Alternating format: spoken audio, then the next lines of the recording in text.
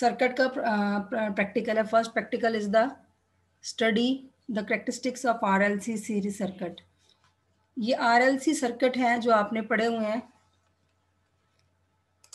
RLC, as you know, stands for resistance, L for inductance and C for capacitor।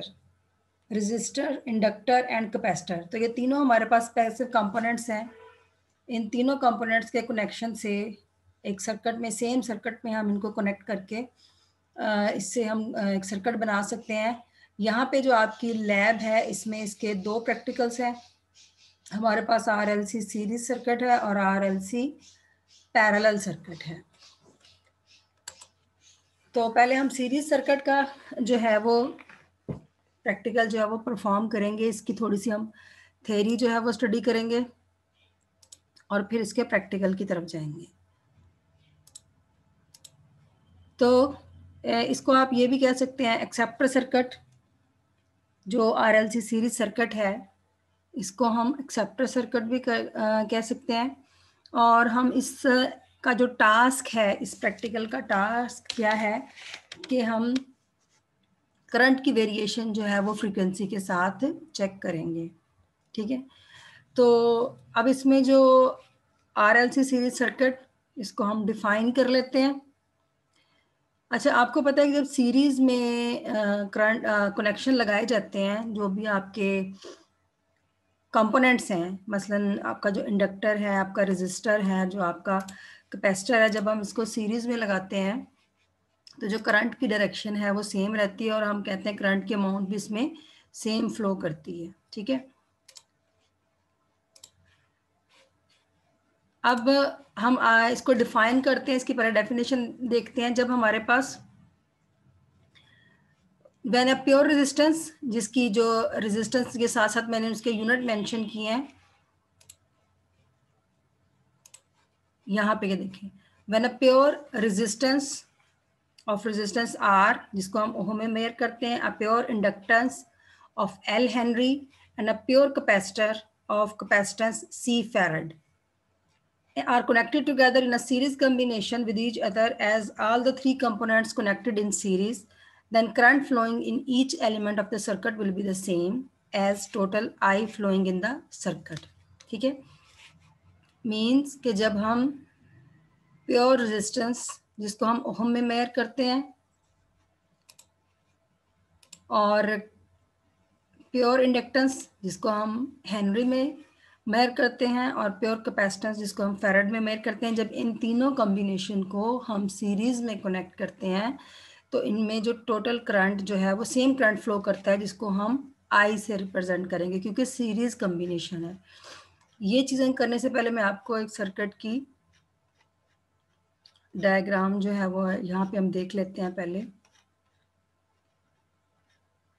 ये हमारे पास circuit होता है। Circuit diagram यानी कि हमने एक रेजिस्टेंस, एक इंडक्टर और एक कैपेसिटर जो है इसको सीरीज में लगाया है, और ये जो सिंबल आपको नज़र आ रहा है ये हमने जो भी सप्लाई इसके साथ कनेक्ट करनी है, जो भी, अब ये सिंबल आपको शो कर रहा होगा कि हम कौन सी सप्लाई कंसिडर कर रहे हैं। हम इसमें AC सप्लाई जो है वो कंसिडर कर रहे हैं।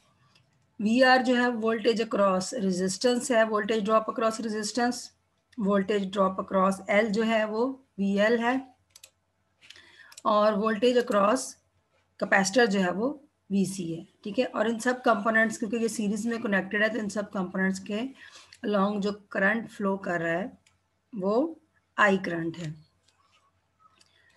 तो हमें पता है कि ये तीनों कंपोनेंट्स जो हैं इनमें कोई ना कोई रेजिस्टेंस जो है वो मौजूद होती है। ठीक है, तो जैसे आप रेजिस्टर जो है उसकी रेजिस्टेंस को R से रिप्रेजेंट करते हैं। ठीक है, रेजिस्टर की जो रेजिस्टेंस है उसको हम किससे रिप्रेजेंट करते हैं? कैपिटल R से रिप्रेजेंट करते हैं। लेकिन जब हमारे पास इंडक्टर और कैपेसिटर है उसके लिए हम रेजिस्टेंस का वर्ड यूज नहीं करते, बल्कि हम उसके लिए रिएक्टेंस और इंडक्टेंस का वर्ड यूज करते हैं। ठीक है, रेजिस्टर के लिए हम रेजिस्टर को, अगर किसी भी रेजिस्टर की आपने रेजिस्टेंस मेजर करनी है तो उसको हम ओहम में मेजर करते हैं और उसको हम उसकी रेजिस्टिविटी को रेजिस्टेंस बोलते हैं। लेकिन और उसको कैपिटल आर से रिप्रेजेंट करते हैं। लेकिन ये देखें जैसे यहाँ पे इंडक्टर, ये सिंबल जो है XL, इसको हम बोलते हैं इंडक्टिव रिएक्टेंस। यहाँ पे हम रेजिस्टेंस का वर्ड नहीं यूज कर रहे होते, बल्कि इसको सेपरेट करने के लिए या डिफ्रेंशिएट करने के लिए, रेजिस्टेंस से डिफ्रेंशिएट करने के लिए हम इसको रिएक्टेंस बोलते हैं। तो जब आप इंडक्टर के लिए लिखेंगे तो हम इसको इंडक्टिव रिएक्टेंस बोलते हैं, और जब हम कैपेसिटर के लिए लिखेंगे तो हम इसको कैपेसिटिव रिएक्टेंस बोलते हैं। ठीक है, तो यहाँ पे जो फॉर्मूला है इसका इंडक्टिव रिएक्टेंस का, वो 2πfL है, जिसमें f जो है वो फ्रीक्वेंसी है। अच्छा, 2πf जो है, ये आपको पता है f जो है वो हमारे पास फ्रीक्वेंसी है। 2πf जो है, अगर हम इसको ओमेगा की फॉर्म में लिखना चाहें तो हम इसको ओमेगा की फॉर्म में भी लिख सकते हैं। ठीक है, यानी कि अगर हमने इस फार्मूला को थोड़ा इस फॉर्म में लिखना चाहें तो हम इसको, या मैं यहाँ पे इसको एल की फॉर्म में लिखें, ओमेगा एल की फॉर्म में भी लिख सकती हूँ। हम सिंबल भी यहाँ पे ओमेगा का डाल सकते हैं। ठीक है, ये इस फॉर्म में भी लिखा जा सकता है। तो ये हमारी इंडक्टिव रिएक्टेंस है 2πfL। जो कैपेसिटिव रिएक्टेंस होती है वो 1/2πfC है।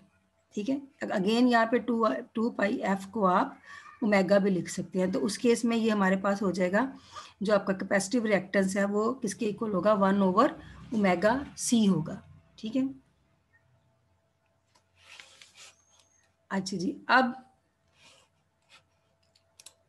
तो ये तीनों चीज़ें हमें पता चल गई कि जो रेजिस्टर है उसकी रेजिस्टेंस को हम R से रिप्रेजेंट करते हैं, और जो इंडक्टर है उसकी जो रेजिस्टेंस है जिसको हम इंडक्टिव रिएक्टेंस बोलते हैं उसको XL से रिप्रेजेंट करेंगे, और जो कैपेसिटिव रिएक्टेंस है यानी कि जो कैपेसिटर की रेजिस्टेंस है उसको हम XC से रिप्रेजेंट करेंगे। ठीक है, अब अगर हमारे पास जो रेजिस्टेंस का जो फार्मूला है वो हम, ये हमारे पास बड़ा नॉन फार्मूला है, ओहम्स लॉ है, जिसमें हम कहते हैं V is directly proportional to I। ठीक है, V जो है वो डायरेक्टली वेरी कर रहा होता है I से। जैसे जैसे वोल्टेज इंक्रीज होता है करंट इंक्रीज होता है।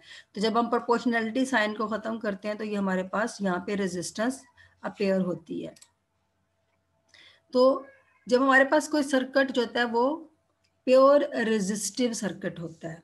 ठीक है, प्योर रेजिस्टिव सर्किट मीन कि जब उसमें सिर्फ आपका एक रेजिस्टर्स जो है वो एक रेजिस्टर मौजूद हो, सिर्फ सिंगल रेजिस्टर के लिए हम बात कर रहे हैं, तो वहां पे हम कहते हैं ये जो आपका वोल्टेज और जो आपका जो करंट है वो उनका फेज सेम होता है, वो एक ही डायरेक्शन में होते हैं। ठीक है, मतलब ये है, इसको बोलते हैं हम इन फेज।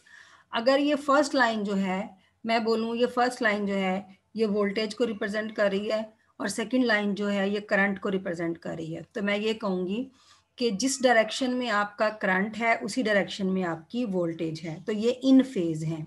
ठीक है, और दूसरा इसको हम इस तरह से बता सकते हैं कि अगर आपका वोल्टेज इंक्रीज हो रहा होगा तो आपका करंट भी इंक्रीज होगा। ठीक है,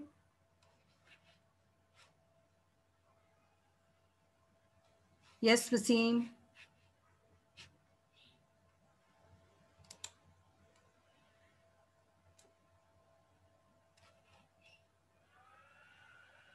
आप क्वेश्चन पूछना चाह रहे हैं?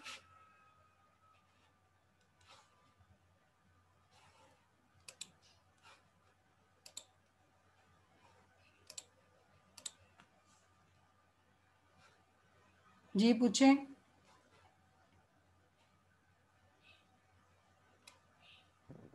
मैम आई थिंक गलती से हुआ है उससे। मैम जैसा ये वोल्टेज इंक्रीज करने से करंट बढ़ता है या करंट को इंक्रीज करने से वोल्टेज बढ़ता है? वोल्टेज को इंक्रीज करने से करंट इंक्रीज होगा, क्योंकि वोल्टेज आपका सोर्स है, करंट आपका सोर्स नहीं होता। ओके। जब तक हम किसी भी सर्किट में बैटरी नहीं लगाएंगे तब तक आपके कैसे कोई सर्किट ऑन हो सकता है। तो बैटरी जो, जब भी आप बैटरी लगाएंगे सर्किट में तो उसका कोई ना कोई वोल्टेज है, तो आप वोल्टेज कनेक्ट कर दें तो उसमें सर्किट में करंट फ्लो करना शुरू कर देगा। ठीक है, तो जितना आप वोल्टेज बढ़ाते जाएंगे उतना ही करंट जो है वो बढ़ता जाएगा। Any other?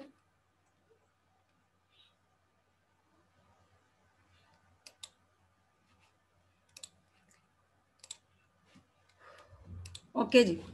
तो अब यहाँ पे सेम फेज आपको पता है, फेज का वर्ड हम एंगल के तौर पे भी यूज कर सकते हैं कि मतलब वैसे तो यहाँ पे तो हम जस्ट हमारे पास 90 का ऑप्शन होता है या 180 का ऑप्शन होता है, लेकिन जब आप वेव्स एंड ऑसिलेशन में भी पढ़ रहे होते हैं तो वहां पे भी आप फेज डिफाइन कर रहे होते हैं कि आप एट सर्टन पोजीशन पे वो किस एंगल पे आपका जो पार्टिकल जो है वो मूव कर रहा है।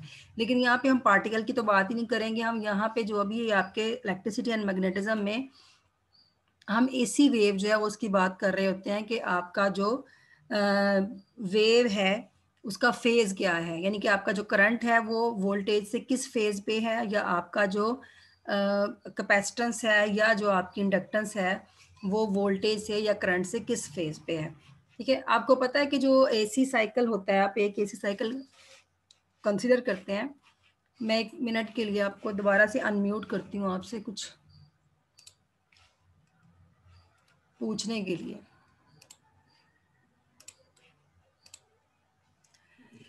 हमारा जो एसी साइकिल होता है वो कितने फेज का होता है? साइन वेव होती है मैम। साइन वेव होती है, ठीक है ना। तो उसका जो टोटल फेज हम कंसिडर करते हैं वो 360 डिग्री कंसिडर करते हैं, ठीक है। तो 360 डिग्री अगर आपका कंप्लीट फेज है तो जो उसका हाफ साइकिल होता है वो हम कितने फेज का लेते हैं? 180। 180 जो है वो फर्स्ट हाफ साइकिल जो होता है वो पॉजिटिव फेज जो होता है वो 180 का होता है, ठीक है। दूसरा जो उसका नेगेटिव होता है। तो अगर आप समटाइम फिजिक्स में एग्जांपल दे रहे होते हैं ना तो आप लोग बोलते हैं कि ये 180 डिग्री आउट ऑफ फेज है। इसका क्या मतलब है? एक अगर प्योरली पॉजिटिव साइकिल है तो दूसरा प्योरली नेगेटिव साइकिल होता है, ठीक है। तो जो उसका क्वार्टर फेज है वो 90 डिग्री होता है, ठीक है। तो ये यहाँ पे ये एक्सप्लेनेशन करने का मतलब ये है क्योंकि हम अभी जो प्योर रेजिस्टिव या प्योर कैपेसिटिव या प्योर इंडक्टिव सर्किट की बात करेंगे तो उसमें हमने करंट और वोल्टेज का जो फेज बताना है कि कौन इसमें लीड करेगा और कौन जो है वो इसमें लैग करेगा। तो जब मैं लीड एंड लैग का वर्ड बोलूं, जब आप लीड की बात करेंगे तो कोई जिस क्वांटिटी को आप लीड करवाएंगे वो 90 डिग्री लीड करेगी, और जिसको हम लैग कहेंगे वो 90 डिग्री लैग करेगी, ठीक है। तो यानी कि अगर एक क्वांटिटी फॉर एग्जांपल मैं ये रेजिस्टर के केस में ये दोनों इन फेज होते हैं। फॉर एग्जांपल अगर मैं ये कहूँ कि करंट जो है वो वोल्टेज को 90 डिग्री लीड कर रहा है, तो इसका क्या मतलब है कि जो करंट की साइन वेव होगी वो जब 90 पे होगी तो तब आपका जो वोल्टेज है वो 0 से स्टार्ट होगा। आप दो कर्व साइन वेव ड्रा करें, एक साइन वेव आप करंट की ड्रा करें और एक साइन वेव जो है वो आप वोल्टेज की। तो जहां पे आपका जब आपका करंट जो है वो 90 डिग्री फेज पे पहुंच चुका होगा वहां से आपका वोल्टेज जो है वो 0 से स्टार्ट हो रहा होगा। तो इसको हम फेज लीड बात करते हैं। इसको आप दोनों तरह से बोल सकते हैं कि करंट 90 डिग्री लीड कर रहा है और वोल्टेज जो है वो 90 डिग्री लैग कर रहा है। तो प्योर रेजिस्टिव सर्किट का मतलब ये है कि अगर सर्किट में सिर्फ एक रेजिस्टेंस लगी हुई है और आपने इसको वोल्टेज सप्लाई दी हुई है तो उस केस में जो आपका करंट और वोल्टेज है वो इन फेज होगा। वसीम आप क्वेश्चन कर सकते हैं, मैंने आपको अनम्यूट किया हुआ है। कोई भी क्वांटिटी इंक्रीज करती है ऊपर राइट हैंड के क्योंकि चेंज इसमें है, अब वोल्टेज में आएगा तो करंट में चेंज आएगा। तो हमने वोल्टेज लेफ्ट साइड और उसको जो करंट है उसको राइट साइड पे रखा हुआ है। तो नहीं, 1 मिनट, मैं आपकी बात वोल्टेज समझ रही हूँ। इंक्रीज जब या आप डिक्रीज करेगा तो प्रोपोर्शनलिटी में वो लिखते हैं ना,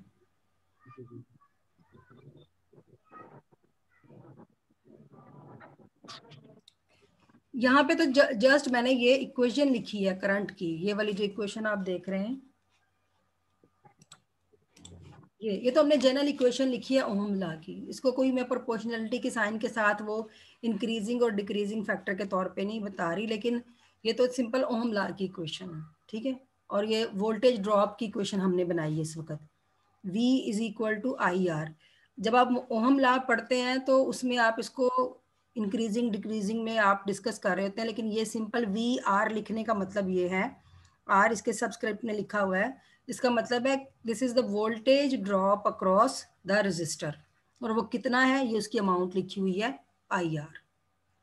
ठीक है, तो उसमें सेम फेज को हम, इसलिए मैं इस तरह से एक्सप्लेन कर रही हूँ कि मतलब अगर एक क्वांटिटी डिक्रीज इंक्रीज करेगी तो दूसरी भी इंक्रीज करेगी, अगर एक क्वांटिटी डिक्रीज है तो दूसरी भी डिक्रीज हो रही है, तो ये एक दूसरे पे डिपेंडेंट है। ठीक है, लेकिन फिर वही वाली बात कि सोर्स इसमें आपका वोल्टेज है, करंट का इंक्रीज होना और डिक्रीज होना वोल्टेज पे डिपेंड करता है।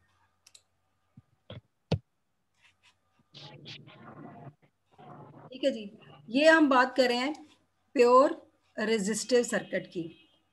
इसी तरह से अगर आपका प्योर इंडक्टिव सर्किट होगा तो उस केस में जो आपका वोल्टेज ड्रॉप होगा अक्रॉस द इंडक्टर उसको हम आई एक्सएल से रिप्रेजेंट करेंगे। अब यहाँ आर की बजाय हम इंडक्टर की इंडक्टेंस जो है वो रिएक्टेंस लिखेंगे, जिसको हम इंडक्टिव रिएक्टेंस बोल रहे थे वो हम लिखेंगे।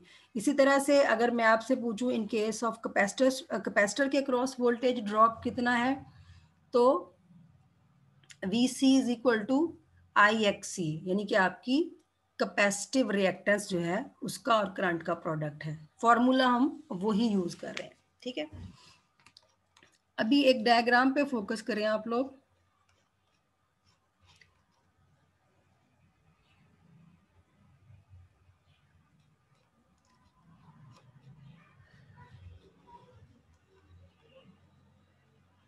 अच्छा, मुझे कोई बता सकता है,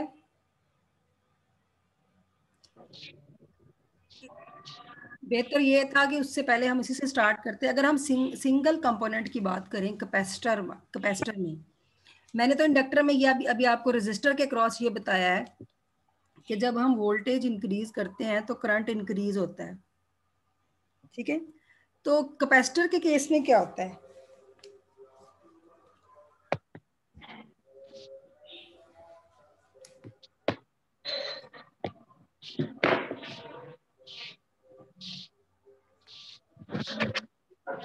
तो बता सकते हैं?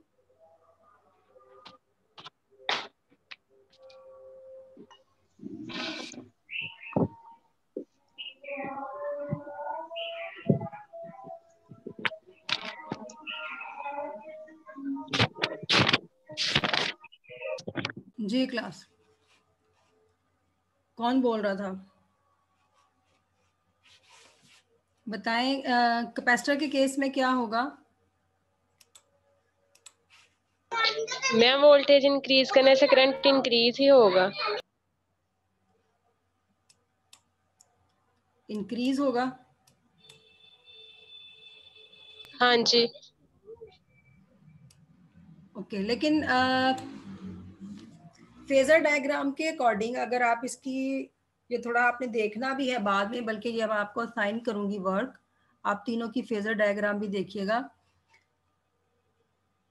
जब आप इंक्रीज तो कर रहा होता है, बट कैपेसिटर के केस में ये याद रखिएगा कि ये जो डायग्राम मैंने ड्रा की है ये कैपेसिटर के केस में ड्रा की है। अगर मैं इसको रेफरेंस लाइन को, ये जो हमारी एक्स एक्सिस के लाइन अलोंग लाइन है, इसको मैं वोल्टेज मानूं और ये जो लाइन है वाई एक्सिस के लॉन्ग इसको मैं करंट कंसिडर कर लूं, तो इन केस ऑफ आपका जो कैपेसिटर है इसमें जो करंट होता है वो 90 डिग्री लीड करता है वोल्टेज को।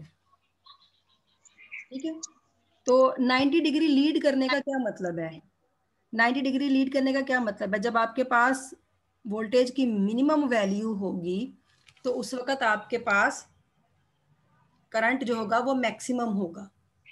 ठीक है, तो वो फेजर डायग्राम, ये इस तरह से फेज को रिप्रेजेंट करने वाली डायग्राम को हम फेजर डायग्राम कहते हैं। ठीक है, नेक्स्ट में जो है ना फेजर डायग्राम आपसे डिस्कस करूंगी, अभी मैं आपको थोड़ा इसका ओरली बता रही हूँ, तो पहले मैं आपको तीनों की फेजर डायग्राम भी डिस्कस करूंगी। अभी सिर्फ आप ये पॉइंट नोट कर लें कि इन केस ऑफ कैपेसिटर जो आपका करंट है वो 90 डिग्री लीड करता है वोल्टेज को। ठीक है, और जो आपका इंडक्टर है उसके केस में ये उलट है। इंडक्टर के केस में अगर ये आपकी वोल्टेज लाइन है तो आपका जो ये करंट होगा वो 90 डिग्री लैग करेगा। ये अपर वाली जो लाइन है ये कैपेसिटर के केस में है और ये जो डाउनवर्ड वाली लाइन है ये इंडक्टर के केस में है। तो ये 90 डिग्री करंट जो है वो लैग कर रहा है। तो तीनों पॉइंट आपके हुए। रेजिस्टर के केस में दोनों सेम फेज में है, ठीक है। कैपेसिटर के केस में करंट लीड करता है और इंडक्टर के केस में करंट जो है वो लैग करता है, ठीक है। ये मैंने आपको जनरल सा इसलिए यहाँ पे बताया क्योंकि आगे जो डायग्राम आ रही है उसके केस में ये जरूरी है, ठीक है।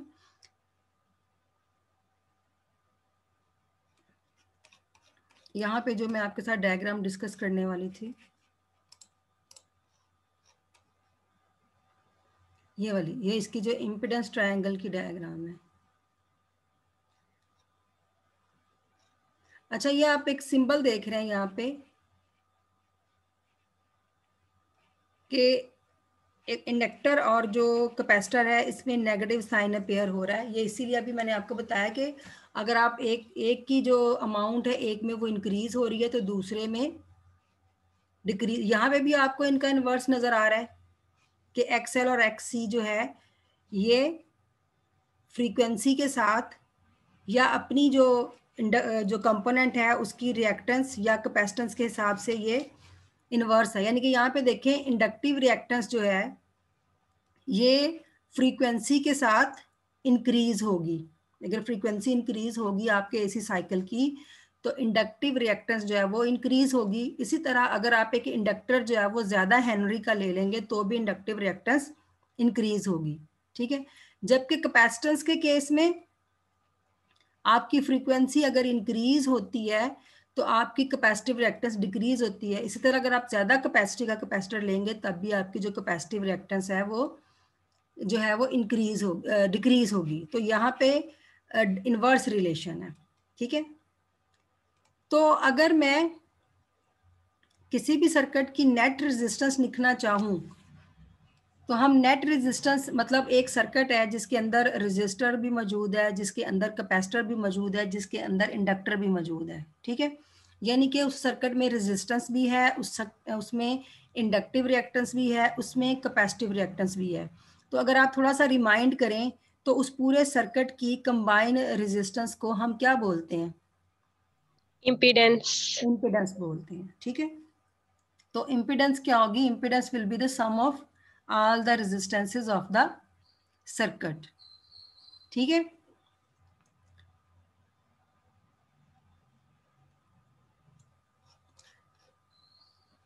अच्छा, यहाँ पे देखें। अच्छा, जब आप ये अलग-अलग से लिख रहे हैं, ये मैं पहले आपको सेपरेटली इसीलिए बता रही हूँ कि यही तीनों चीजें जब हमने इसके लिए कंबाइन करनी है तो उस वक्त भी लिखनी है, ठीक है। तो मैंने जो आपका रेजिस्टर के क्रॉस वोल्टेज ड्रॉप था उसको आई आर से रिप्रेजेंट किया था और जो इंडक्टर के क्रॉस वोल्टेज था उसको मैंने वोल्टेज ड्रॉप था उसको मैंने आई एक्सएल से रिप्रेजेंट किया और जो कैपेसिटर के क्रॉस वोल्टेज ड्रॉप था उसको आई एक्सी से। तो इस तरह ये हमारे पास तीनों वोल्टेजेस की वैल्यूज आ गई, यानी वी आर, वी एल और वी सी। तो रिजल्टेंट वोल्टेज हमारा क्या होगा? रिजल्टेंट वोल्टेज हमारा है वी आर स्क्वायर।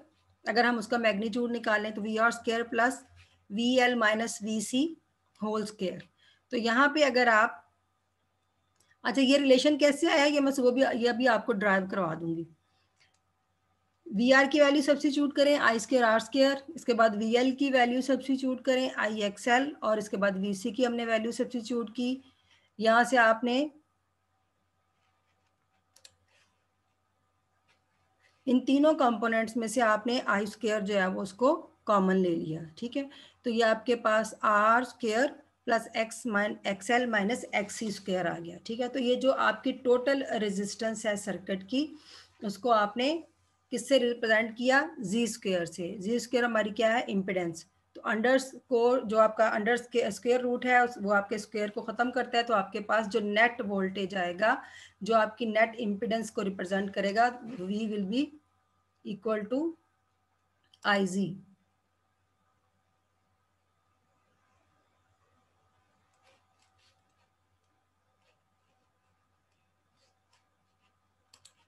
या आप क्या साथ साथ अटेंडेंस दे रहे हैं? अटेंडेंस तो लास्ट पे लूंगी मैं।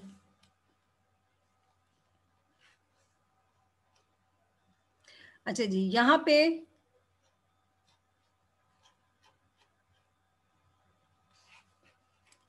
ये इसको हम बोलते हैं इम्पीडेंस ट्रायंगल।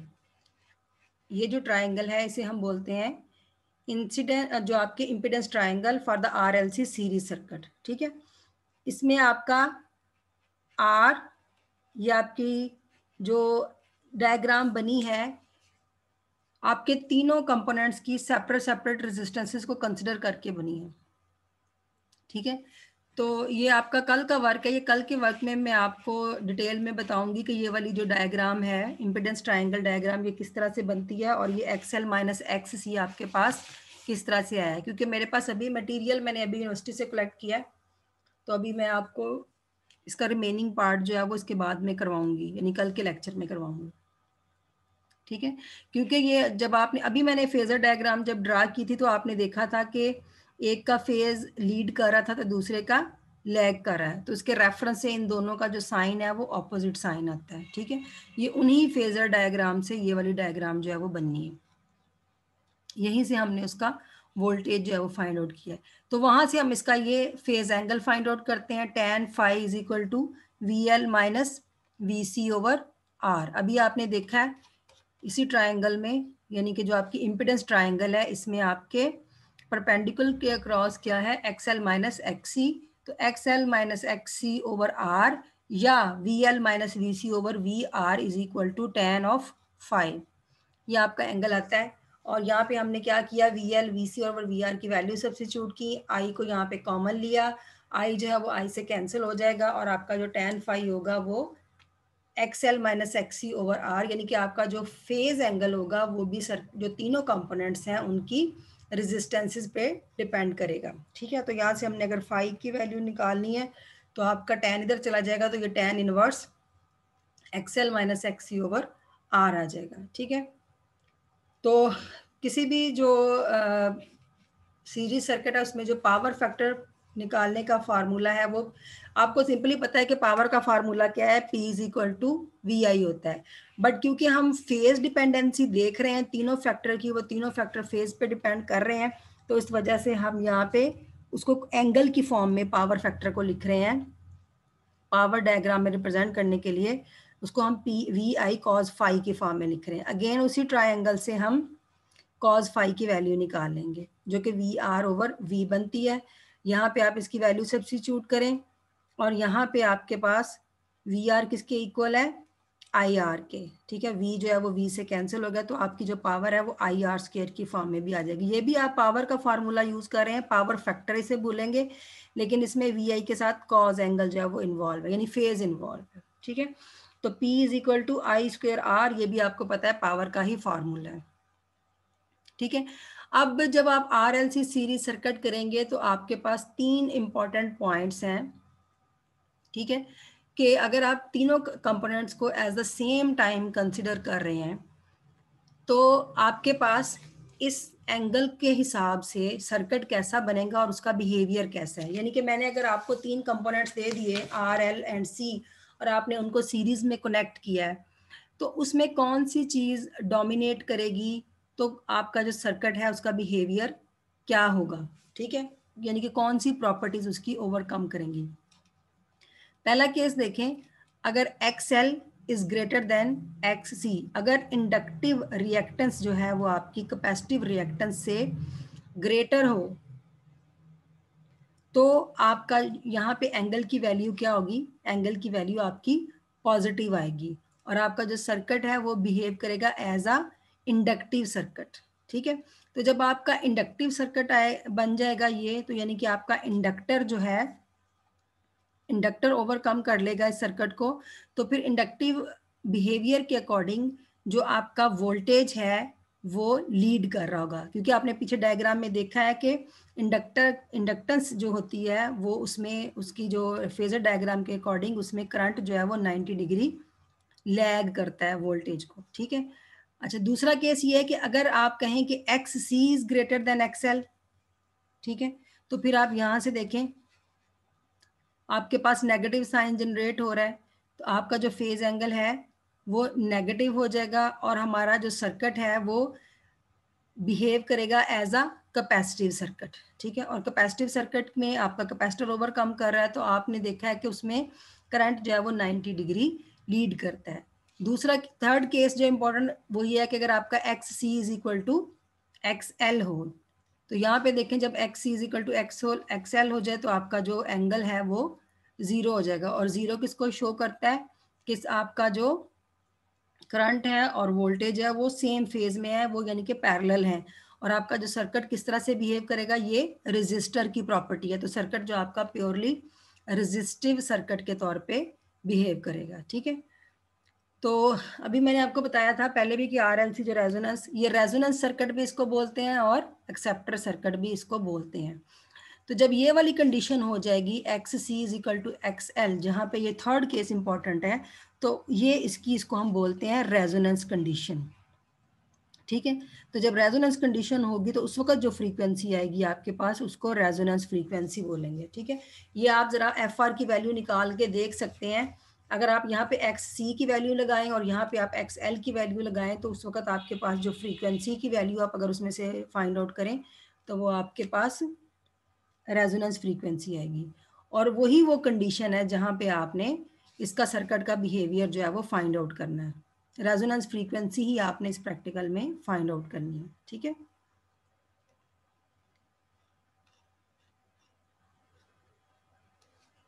जो इसका प्रैक्टिकल होगा इसमें आप एक रेजिस्टर को यूज करेंगे, एक कैपेसिटर को यूज करेंगे और एक इंडक्टर को यूज करेंगे। साथ पावर सप्लाई है, जो हम लैब में पावर सप्लाई यूज कर रहे हैं वो हमारा एक फंक्शन जनरेटर है।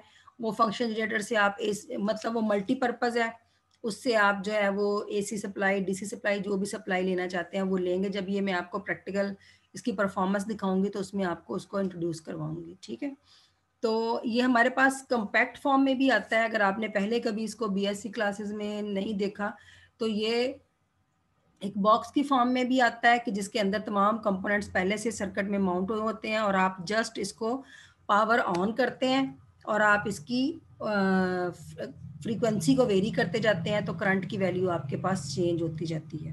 ठीक है, या आप रेजिस्टेंस को चेंज करते हैं, यानी कि ये ऑलरेडी बना बनाया कंप्लीट बॉक्स में एक सर्किट है। आप उसकी पावर सप्लाई ऑन करते हैं, आप फ्रीक्वेंसी को चेंज करते जाते हैं।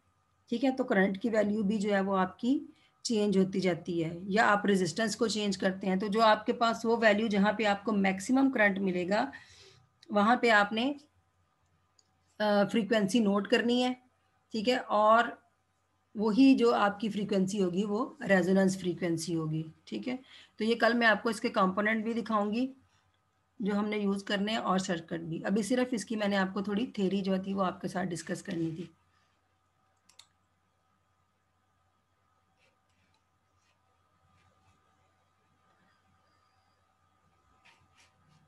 सीआर इधर है अभी? जी मैम। अच्छा, ये ना अटेंडेंस मुझे लगता है बच्चे साथ दे रहे हैं, तो मुझे तो ना इसका वो चाहिए, स्क्रीनशॉट चाहिए। मैम वो पार्टिसिपेंट्स का, हाँ जी, मैम वो मैं ले लेता हूँ। जी जब भी आपने अटेंडेंस लेनी है वो आपने स्क्रीनशॉट ही लेना है इनका और मुझे वो सेंड करना है रिकॉर्ड के लिए। ठीक है, जी मैम। ठीक है। क्लास आज ये भी स्टार्टिंग क्लास है तो कल हम अर्ली क्लास लेंगे। आज मैं यूनिवर्सिटी से अभी आई हूँ तो वो थोड़ा लाइट का भी इशू था और वहाँ नेट का इशू था, इसलिए क्लास मुझे लेट लेनी पड़ी है। तो कल आपने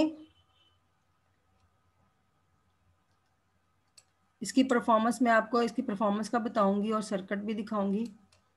अब ये मुझे या तो लैब में आपको दिखाना पड़ेगा या फिर मैं उसकी वीडियो बना के लाऊंगी और आपको शेयर करूंगी। ठीक है, तो इसको देख ओके मैम।